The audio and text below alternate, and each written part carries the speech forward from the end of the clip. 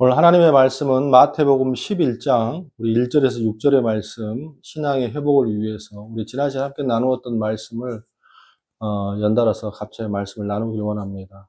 오늘은 참 저에게는 뜻깊은 날입니다. 긴 시간 동안 이래저래 캘거리 캐나다에 가서 함께 아이들을 위하여서 좋은 터전을 마련을 하고 또 청소년 사역의 모티브를 가지고 노력하려고 했었는데 많이 지체됐죠. 지체됐는데 드디어 다음 주 화요일 2월 6일 날 출국하게 됩니다. 오늘이 마지막 한국에서는 진짜 설교가 될 것 같은데 오늘 은혜 많이 받으시고 신앙에 항상 건강한 모습들 되기를 주님으로 축원합니다. 오늘 마태복음 11장 1절에서 6절의 말씀 신앙의 회복을 위해서라는 말씀을 지난주에 함께 나누었습니다. 우리가 어떤 신앙도 교회 처음 오면 참 즐겁고 기쁩니다.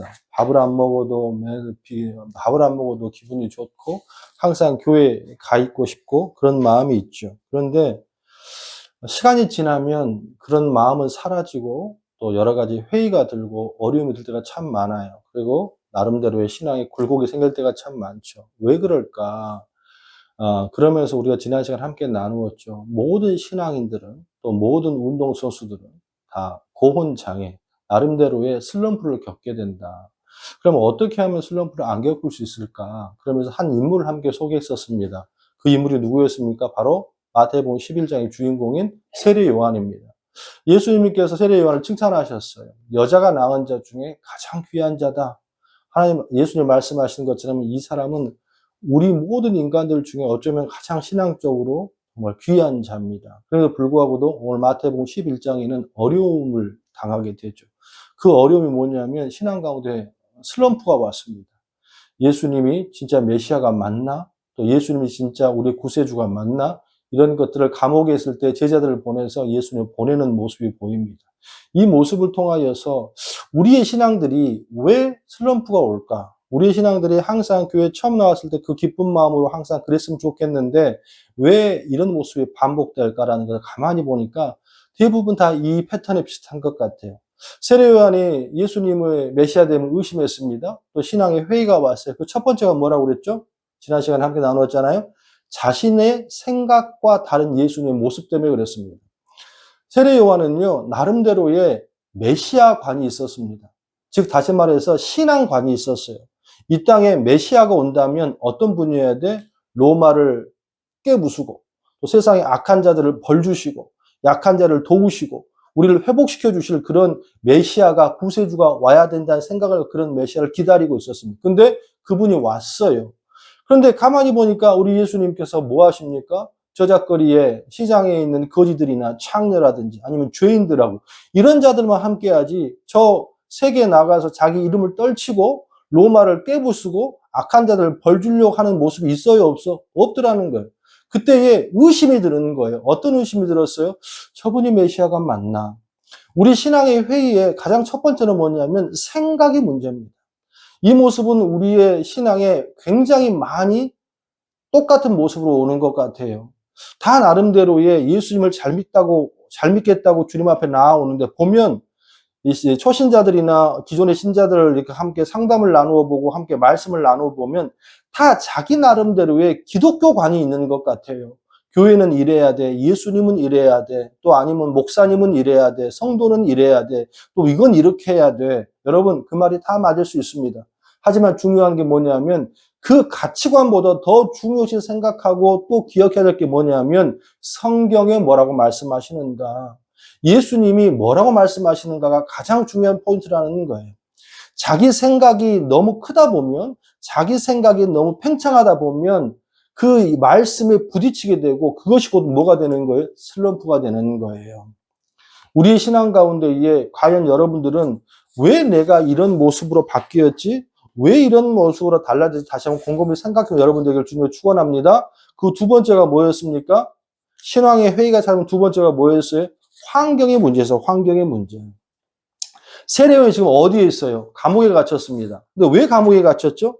세례 요한이 궁중에 있는 왕의 이 잘못된 부도덕한 행동을 질책하면서 대들었단 말이죠. 그런 말미암아 세례 요한이 갇혔습니다. 그리고 곧 이제 죽게 되어 있어요. 실제로 세례 요한은 목이 잘려서 참수형을 당합니다. 이해가 안 되는 거예요. 내가 뭐 잘못했는데? 뭘 내가 실수했는데? 실질적으로 세례요한이 안에 잘못한 게 있어요, 없어요? 없습니다. 세례요한은 할 말 다 하고 하나님의 뜻대로 살려고 노력했습니다. 그런데도 불구하고도 우리의 땅을 가만히 보면, 삶을 가만히 보면 내 마음대로 황행이 돌아가지 않을 때가 참 많아요. 그러면 뭐가 와요? 회의가 찾아와요. 시험이 들어요. 이거는 모든 신앙이 다 그런 것 같아요. 우리 이렇게 전도하잖아요. 예수님 믿고 뭐 하세요? 복 받으세요. 예수님 믿고 뭐 천국 가서 이런 거 하잖아요. 그래서 사람들은 다 그렇게 생각해요. 예수님 믿으면 잘 될 거야. 애들도 잘 되고, 또한 사업도 잘 되고, 애들 학교 시험도 잘 붙고, 뭐 다 이렇게 성공하길 바라지만, 그러지 않을 때도 참 많더라는 거예요. 그러면 어떻게 돼? 환경의 어려움 때문에 우리가 시험에 줄 수도 있더라는 거예요. 이게 세례 요한만 국한된 게 아니라 모든 신앙이들 가운데 시험거리들이 오는 모든 반복이 이와 비슷하더라는 거예요. 그래서 우리 지난 한 주간에 함께 나누었어요. 어떤 걸 나누었냐면 우리가 이번 한 주는 내 생각이나 내 모습이나 이러한 것을 고집하지 말고 주님이 말씀하신 것이 무엇인지 생각해보고 살아가자라고 함께 나누었습니다. 우리는 오늘 이 시간에 이것도 중요하고 저것도 중요해. 그런데 중요한 건 뭐냐면 그러면 뭐 원인을 아는 것도 중요하겠지만 내가 지금 시험 가운데 있어요. 어려움 가운데 있어요. 그러면 이걸 어떻게 회복하냐는 거예요. 오늘 그걸 함께 말씀을 나누길 원해요. 자, 영적인 침체가 왔을 때에 일단 대안이 무엇일까? 곰곰이 기도하고 나아가는 것 중에 제가 이런 말씀을 받고 함께 나누길 원해요. 첫 번째는 뭐냐면 영적인 침체가 찾아오고 슬럼프가 찾아오면 가장 첫 번째 해야 될 게 뭐냐면 솔직해져야 합니다. 좀 더 자세히 말하면 솔직하게 자기의 신앙을 인정해야 한다는 거예요. 오늘 이 말씀을 가지고 제가 묵상하다가 문득 떠오르는 말씀이 한 구절이 있어요. 시편 40편 5절의 말씀. 여러분 잘 아시는 말씀이에요. 내 영혼아 내가 어찌하여 낭망하며 어찌하여 내 속에 불안하여 하는고 너는 하나님을 바라라 그 얼굴에 도우심을 인하여 내가 오히려 찬송하리로다. 우리 찬양 참 많이 하잖아요. 내 영혼아 이 찬양 참 많이 하잖아요. 이럴 때는 은혜 받고 그래요. 근데 여러분 있잖아요. 이 시를 쓴 기자가 솔직하게 모든 사람 앞에서 지금 뭘 고백하고 있죠? 내가 지금 뭐 하고 있다?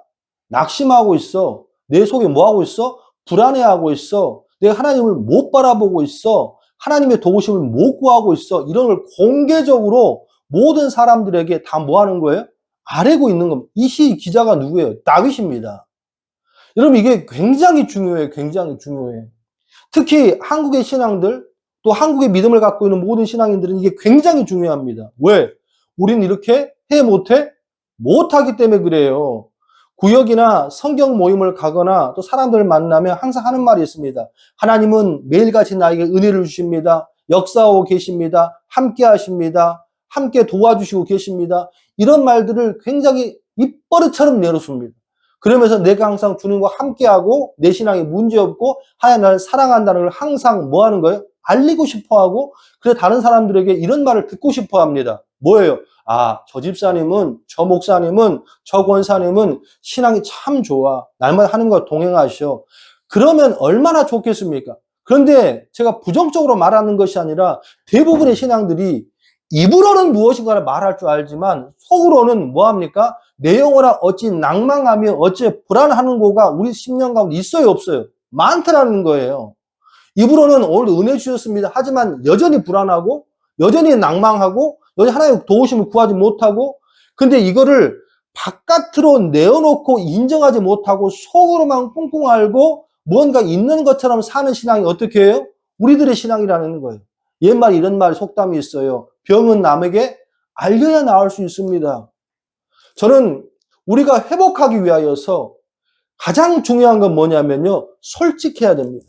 또한 진실해야 됩니다. 뭐에 대하여서? 내 신앙에 대하여서. 과연 우리가 성경 통독을 10번 했습니다. 날마다 뭐 성경을 말씀을 읽습니다. 기도를 10시간 하고 있습니다. 사람들에게 이걸 하는 게 더 중요한 게 아니고 그렇게 해서 많은 성경의 지식에 습득을 하고 무엇인가 사람들이 인정받는 게 중요한 게 아니고 가장 중요한 건 뭐예요? 행복해야지.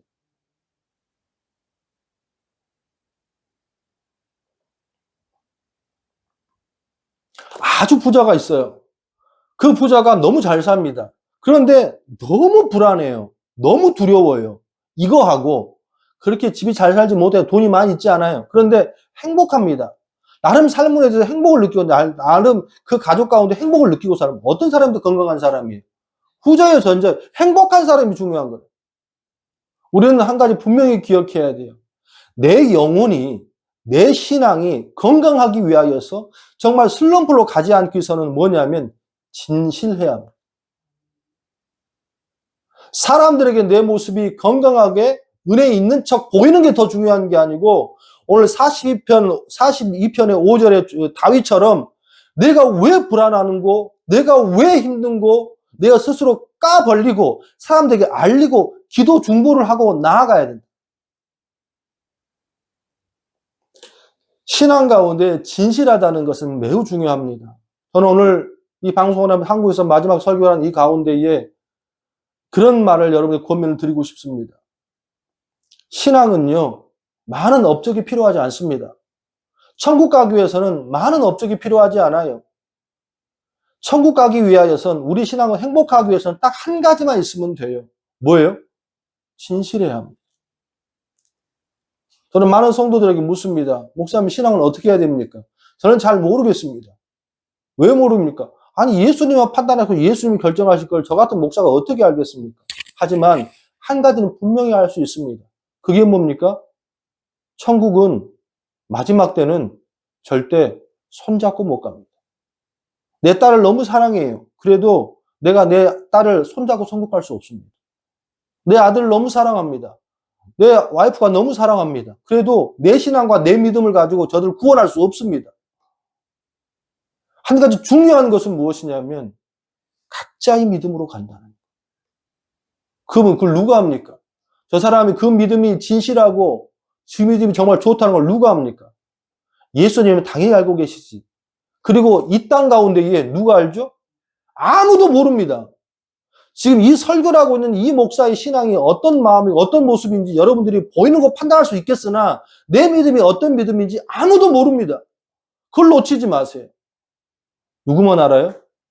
나만 압니다. 예전에 성도들 가정으로 코로나 때인데 교회를 나올 수 없는 상황에 대해서 제가 직접 가정에 들어가서 성경 공부를 인도한 적이 있었어요. 기억나는 한번 에피소드가 있었는데 성경을 인도하고 말씀을 나누는데 어떤 집사님 하나가 저한테 그런 질문을 합니다. 아마 성경을 다 끝나고 났던 것 같은데 뭐 죄에 대해서 얘기했던가 그랬던 것 같아요. 목사님, 한 가지 궁금한 게 있습니다. 왜 그런 질문을 했는지 모르겠어요. 죄 없어야 천국 간다고 하는데 그런 말 해본 적도 없지만 그분이 그렇게 표현하시더라고. 죄 없는 자가 천국 간다고 하는데 근데 죄 없다는 걸 어떻게 알겠습니까? 하는데 내가 죽을 때에 죄가 있는지 없는지 어떻게 압니까? 그러니까 날마다 기도하고 또 기도하고 또 기도해도 내가 기억나지 못한 죄도 있다고 그러는데 그런 죄가 천국 못 가면 어떻게 합니까? 이게 딱 어떤 주의죠? 율법주의죠. 율법주의. 제가 그런 말씀을 드렸습니다. 저희가 자녀가 셋이 있어요. 하나가 이제 고등학교, 하나는 이제 초등학교 그런데 막내가 생각하는 죄의 기준과 큰애가 생각하는 죄의 기준이 같을까요? 다를까요? 다릅니다.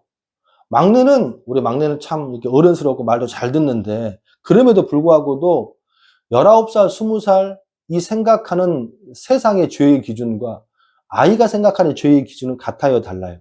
다르죠. 그러니까 어렸을 때 막 떼쓰는 거예요. 왜? 지가 잘못한지 모르니까. 그런데 나이가 먹으면 먹을수록 그런 것들 때를 써요? 안 써요?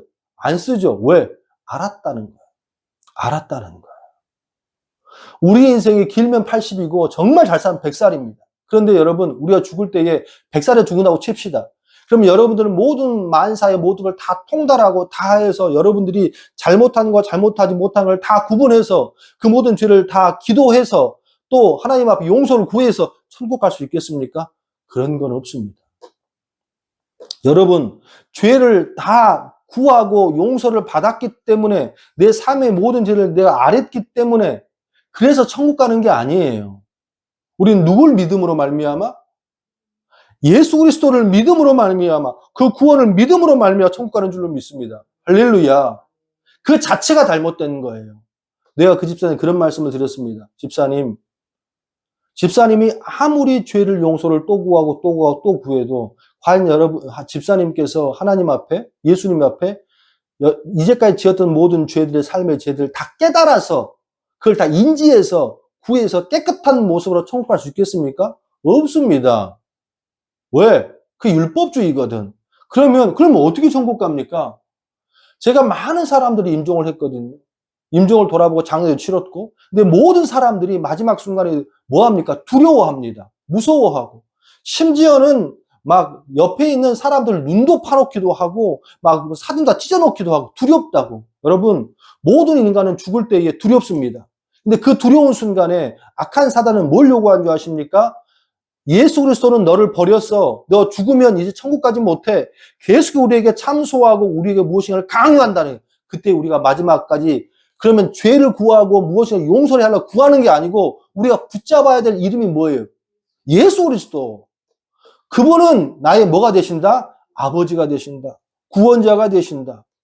우리가 마지막 순간까지 그분을 뭐로 생각하고 아버지로 생각하고 구세주로 생각하고 믿고 의지하고 나가는 자가 그런 자들이 천국 가는 거예요. 자, 여러분이 묻겠습니다. 나는 예수님을 믿습니다.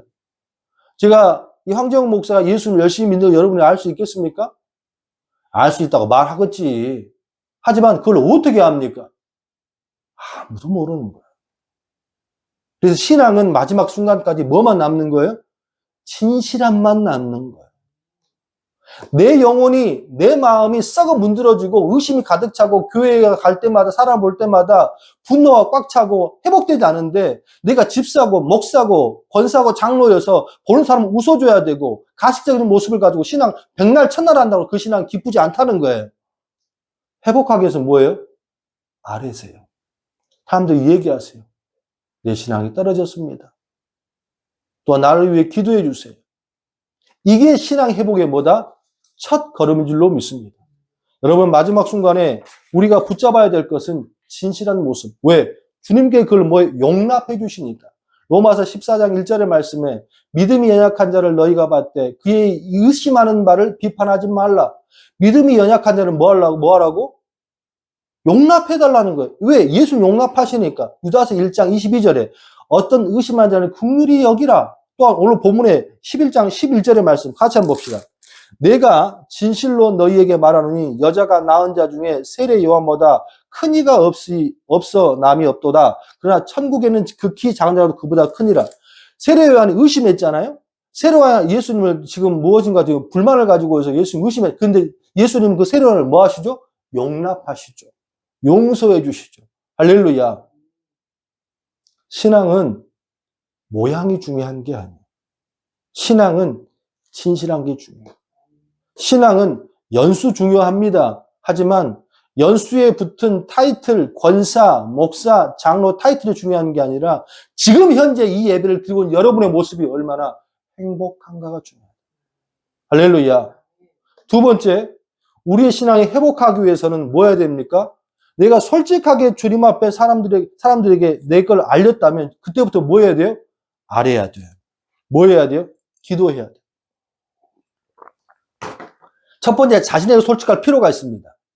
두 번째는 뭐냐면 자기 자신에게 선언하고 말씀을 가지고 선포하는 것도 매우 중요하지만 더 중요한 건 뭐냐면 주님 앞에 그 순간에 그 더럽고 추한 모습을 가지고 누구한테 나가야 돼? 하나님 앞에 나가야 돼요. 여러분, 정결이라는 뜻이 이 헬라어로 카이론이라는 단어인데 이 단어가요. 우리 정결하면 성결하면 깨끗하고 하얗고 흰옷 뭐 이렇잖아요. 근데 정결이라는 그 단어 자체가 그런 단어가 아닙니다. 정결의 이 카이론의 이 뜻은 뭐냐면 카다론 이 뜻은 뭐냐면 더럽고 똥이 묻고 피가 묻어도 누구 밑에? 그리스도 밑에 하나님 앞에 속하다는 뜻을 갖고 있습니다. 이게 정결이에요. 무슨 말이냐? 내가 더러워요. 신앙이 떨어졌어요. 내가 지금 신앙이 굉장히 추접스럽습니다.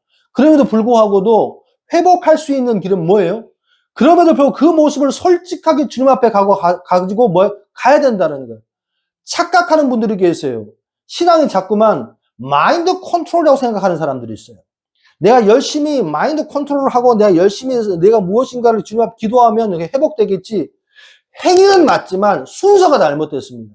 나 회복하기 위해서 100일 작전 기도했어. 200일 작전 기도 맞습니다. 하지만 중요한 게 뭐냐면 열심을 했기 때문에 회복되는 것이 아니고 첫 번째 솔직하게 주님 앞에 나가고 그 기간도 시간도 정해놓지 않고 하나님 앞에 회복될 때까지 기도하는 거예요. 할렐루야.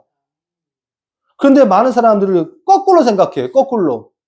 아, 내가 좀 떨어진 것 같아. 그래서 지금부터 100일 작전 기도하려고 새벽기도 가려고. 좋습니다. 하지만 중요한 건 뭐냐면 신앙의 회복은 뭐예요? 내 스스로 될 수 있다 없다? 없다라는 거예요.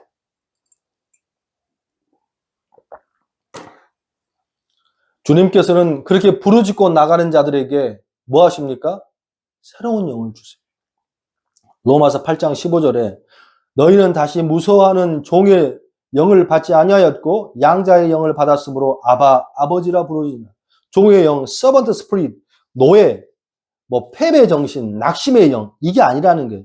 우리는 패배의 영이나 낙심의 영이 아니라 뭐 하는 겁니까? 주님 앞에 나아가면 성령의 영으로. 할렐루야. 함께 하시고 도와주실 줄로 믿습니다. 이걸 믿어야 돼요. 자꾸 알아야 됩니다. 자꾸 주님을 귀찮게 해야 돼요. 남자들이 잘 못하는 게 있어요. 이거는 꼭 남자라고 그러면 또 야단 맞을 것 같은데. 저도 항상 우리 사모랑 하는 말 중에 하나가 뭐냐면 저는 길을 잘 못 찾지 않습니다. 다시 한번 강조하지만 그냥 길이 잘 못 찾는 게 아니라 길이 새로워요. 항상 새로워서 지금도 동의하지 않는데 새로워요. 그런데 예전에는 내비게이션이 나오기 전에는요 어떻게 됐습니까? 지금은 티맵이 나와서 너무 잘 찾잖아요. 그러면 길눈이 어두운 사람들은 참 어려워요. 어딜 갈 때에. 근데 뭐예요? 물어보면 될 거 아니에요. 동네 사람들한테 아저씨 여기 어디 가려고 그러면 어디면 그냥 남자들 물어봐 안 물어봐? 절대로 안 물어봅니다. 왜 안 물어본 줄 아십니까? 그냥 안 물어봐요. 길도 모르면서 그냥 안 물어봐. 뭔 자존심인지. 그러면 반드시 나오는 현상이 있죠. 뺑뺑뺑뺑 또 돌고 시간 낭비하고 힘 낭비하고 결국에는 차 안에서 애들은 빽빽 울고 옆에서는 싸우고 됐어 이놈의 그냥 됐어 집에 가. 결국에는 아무것도 못하고 집에 갑니다. 시간 낭비, 육체 낭비. 뭐 해야 돼요? 알아야 돼. 알아야 돼. 영국에 그 시를 짜는 공장이 하나 있어요. 근데 새로운 신입사원이 들어왔어요. 근데 그 신입사원이 공장에 있는 그 직공에게 이런 말을 합니다. 일하다 혹시 실이 엉키면 무조건 공장장에게 보고하세요. 근데 새로운 여직공이니까 잘 못하지 않습니까? 아니나 다를까 줄이 엉켰습니다. 그런데 엉켜버리면 이게 풀 수가 없거든. 근데 어떻게 해보겠다고 그걸 계속 시간을 끌어서 막 해봤어요. 근데 완전 줄이 엉켜서 많은 손실이 났어요. 기계를 멈추게 됐습니다. 그때 공장장이 이렇게 묻습니다. 왜 나에게 요구하지 않았습니까? 왜 나에게 말하지 않았습니까? 여직공이 그렇게 얘기합니다. 저는 최선을 다해 이 시를 풀어보려고 노력했습니다. 공장이 이런 말을 합니다.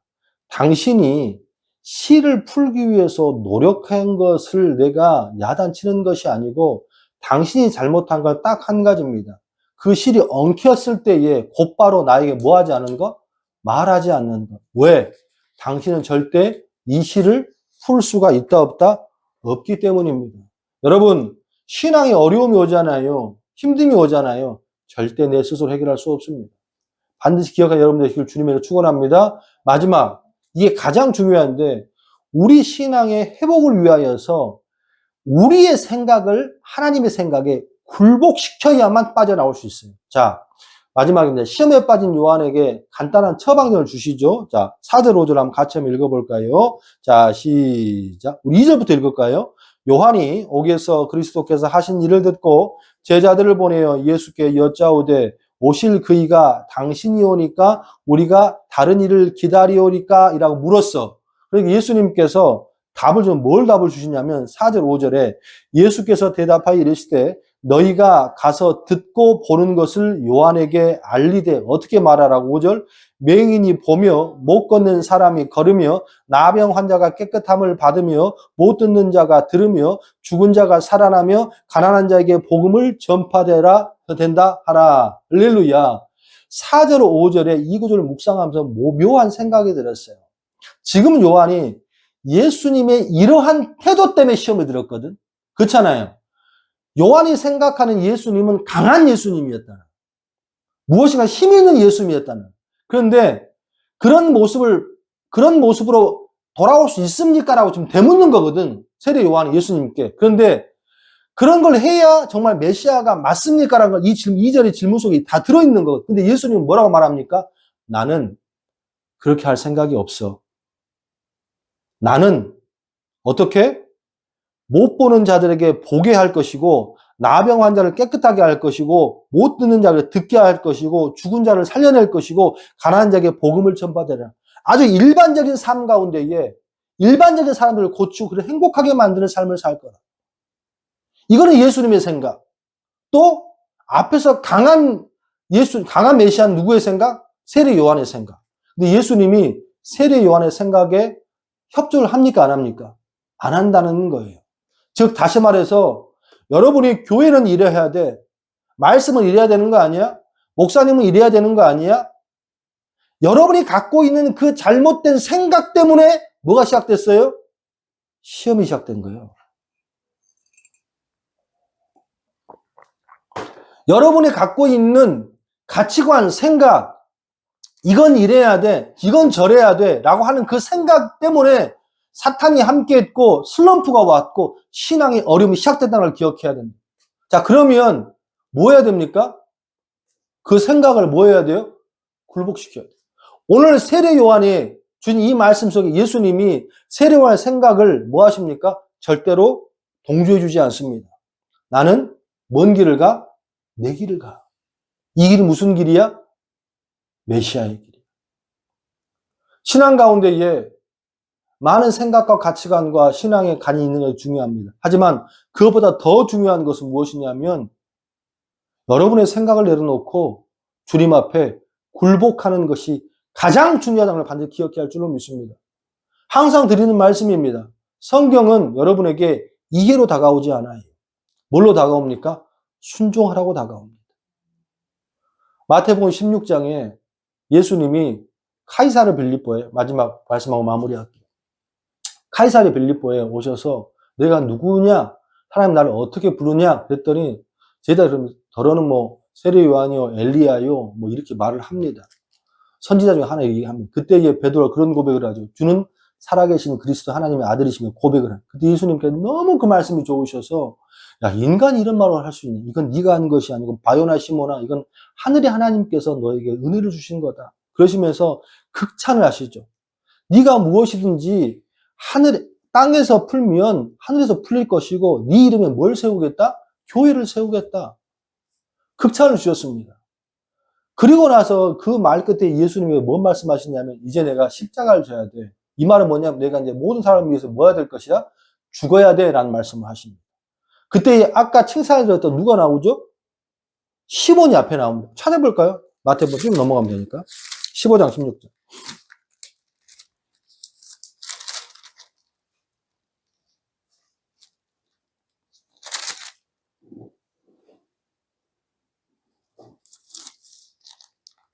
16장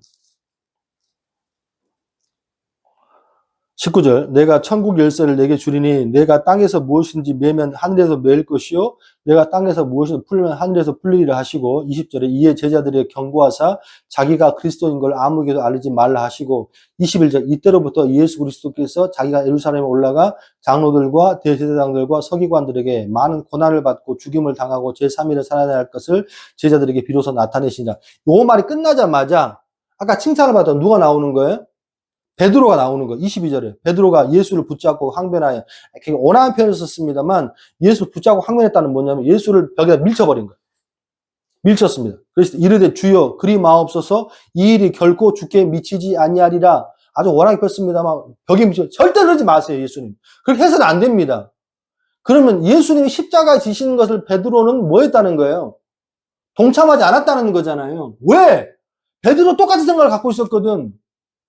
예수님이 죽으면 어떡해? 이제 그 왕 되실 건데, 이제 그 이 로마를 부실 것인데, 죽으면 안 되는 거지. 23절에 그 모습을 보시고 예수님께 23절 예수께 돌이키시며 베드로에게 이르시되 뭐라고? 사탄아 내 뒤로 물러가라. 너는 나를 넘어지게 하는 자다. 내가 하나님의 뭐를? 일을 생각하지 아니하고 도리어 어떻게? 사람의 일을 생각한도다. 할렐루야. 우리는 신앙 가운데요. 잘 들으세요. 본인 자체가 전도사고 목사고 또한 장로고 권사고 집사님 좀 연식이 되신 분들 잘 들으세요. 우리는 하나님을 위해 산다고 살아갑니다. 저 또한도 마찬가지입니다. 하나님을 위해서 예배하고 하나님을 위해서 헌금하고 하나님을 위해서 한다고 생각해요. 근데 중요한 건 뭐냐면 그 하나님의 일이 내 열심일 수 있어요. 내 노력일 수 있다는 거예요. 지금 베드로가 예수님한테 이렇게 하는 모습이 지금 예수님을 적대하게 그렇습니까? 아니란 얘기지. 예수님 어떻게 일을 돕겠다고. 예수님 죽으면 안 됩니다. 지금 아주 강력하게 나가야 돼요. 근데 예수님은 그 베드로에게 뭐라고 합니까? 이 사탄이야. 하나님의 일을 하면서도 우리는 기억해야 됩니다. 사탄 소리 들을 수 있다 없다? 있다.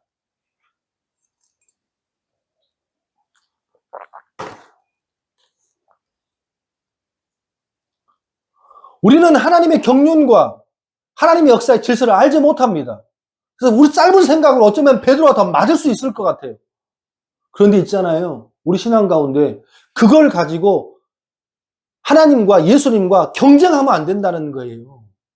뭐예요? 모르니까 알 수 없으니까 베드로가 예수님 십자가 지고 또 하면 살아날 것을 말씀하셨으면 어떻게 다 믿을 수 있었겠습니까? 못 믿을 수 있다는. 하지만 중요한 건 뭐냐면 우리 신앙들은 뭐예요? 다 알고 있잖아. 성경을 통해서. 그럼 뭐합니까? 인정해야 돼. 따라야 돼. 네? 할렐루야. 24절에 이에 예수께서 저에게 이르시되 누구든지 나를 따라오려거든 자기를 부인하고 자기 십자가를 지고 자기 지고 나를 따를 것이요. 누구든지 제 목숨을 구하고자 하면 잃을 것이요. 누구든지 나를 위하여 목숨을 잃으면 찾으리라. 우리 신앙은요. 그런 말씀 참 많이 하잖아요. 예수님을 따르려면 누구를 부인하고 누구든지 나를 따르거든 자기를 부인하고 자기 십자가를 지고 나를 따르. 그래서 막 다들 우리 내 남편이 십자가야. 우리 말 안 듣는 우리 아들내미가 십자가야. 아니면 뭐가 십자가야. 자꾸 그 십자가 비유하는데 주님이 말씀하신 우리 인간에게 가장 큰 십자가가 하나가 있습니다. 그 가장 큰 십자가가 뭡니까? 주님께서 뭐예요? 네가 사람의 일을 생각하지 않아 하나님의 일을 생각하지 않고 사람의 일을 생각했단 말에서 지금 생각 얘기를 하고 있잖아요. 그러면 우리 인생까지 끝까지 나를 부인한다는 것은 뭘 부인하는 거예요? 자기의 생각. 자기의 생각을 부인한다는 것이 얼마나 힘들고 어려워요. 이게 곧 뭐 하는 거예요? 십자가 지는 거예요. 십자가 지는 거. 그 무거운 십자가를 지는 것이 내 생각을 버리고 따라가는 거예요. 여러분 이해되지 않아요. 또한 그것이 내가 합당하지 않아요. 그럼에도 불구하고 그 말씀에 순종해서 따라가는 것이 쉬워요? 어렵습니다. 한 가지가 분명히 되지 않으면 반드시 시험거리밖에 되는 그게 뭐예요? 굴복해야 합니다. 그게 믿음이에요. 상황은 모르겠고 현실은 모르겠지만 내가 믿는 건 딱 한 가지라는 거지. 그게 뭡니까? 그리스도께서 나를 어느 순간 어느 모습 어떤 환경이라도 나를 뭐 하실 것이다? 좋은 곳으로 인도하시리라. 할렐루야.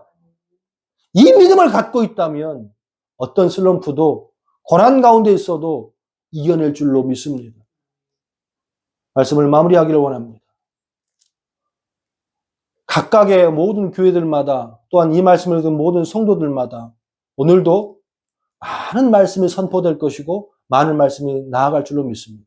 여러분 그 와중에 판단하지 말고 진실되게 성령 하나님께서 나를 위해서 주신 말씀이라고 믿고 아멘 하세요. 그러면 반드시 주님께서 여러분들을 회복시키시고 세우시고 평강으로 함께 하실 줄로 믿습니다. 그런 한 주 되시기를 주님의 이름으로 축원합니다.